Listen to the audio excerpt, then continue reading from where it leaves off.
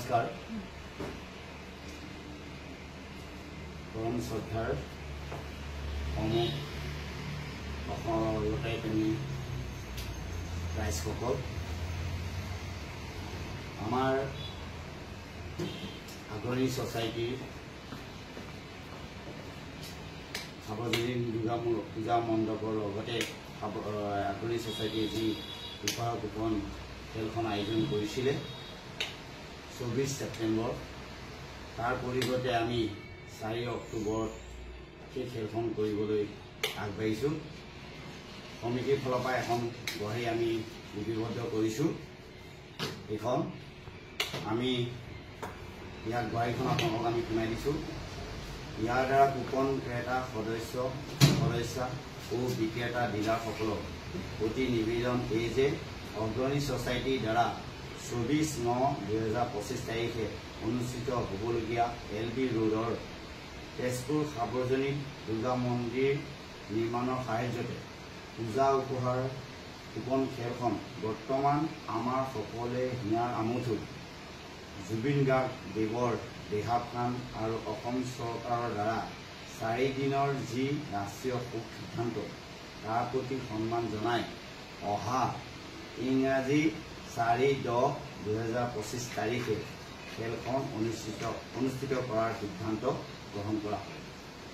অনিচ্ছাকৃতভাৱে খেলখন পিছুৱাবলগীয়া হোৱাত আমি দুখিত।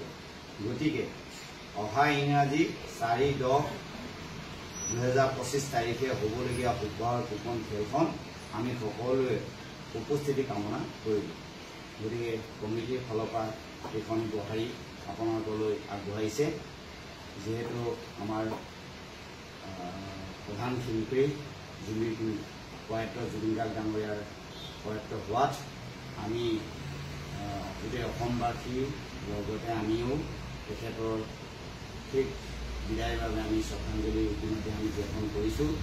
আৰু লগতে আমাৰ খেলখন তেখেতৰ প্ৰয়াত হোৱাৰ বাবেই আমি খেলখন পিছুৱাই দি 4 অক্টোবৰ আমি সিদ্ধান্ত কৰিছোঁ। আমাৰ খেলখন আমি 3 বজাত আমি খেলখন 4 অক্টোবৰ 3 বজাত আমি খেলখন অনুষ্ঠিত কৰিম। আৰু এটা বিশেষ কথা আপোনালোকক অৱগত কৰিছোঁ। আপোনাৰ মোবাইলত কিছুমানে দিছে যে আমাৰ আগৰণী ছ'চাইটিৰ খেলখন আপোনাৰ 24 অক্টোবৰ বুলি কৈছে, যে সেইটো ভুল কথা। আমাৰ কমিটিৰ সিদ্ধান্তৰে আমি কেতিয়াও সেইটো কৰা নাছিলোঁ। গতিকে কিছুমান দুষ্ট চক্ৰই সেই বস্তুটো আপোনাৰ 24 অক্টোবৰ কৰিছে, কিন্তু আমাৰ কমিটিৰ সিদ্ধান্ত আমি 4 অক্টোবৰ কৰিছোঁ। গতিকে সেই দুষ্ট চক্ৰৰ বিষয়লৈ আপোনালোকে নুশুনি আমাৰ সিদ্ধান্ত 4 অক্টোবৰ কৰিছোঁ। আৰু যিসকল সদস্যই আপোনাৰ উপহাৰ কুপন সংগ্ৰহ কৰিছিলে তেওঁলোকক 4 অক্টোবৰলৈকে অপেক্ষা কৰিবলৈ দিছোঁ। আৰু লগতে যিসকল সদস্যই এতিয়াও উপহাৰ কুপন ক্ৰয় কৰিম বুলি ভাবিছে তেওঁলোকে 4 অক্টোবৰলৈকে উপহাৰ কুপন সংগ্ৰহ কৰিব পাৰে।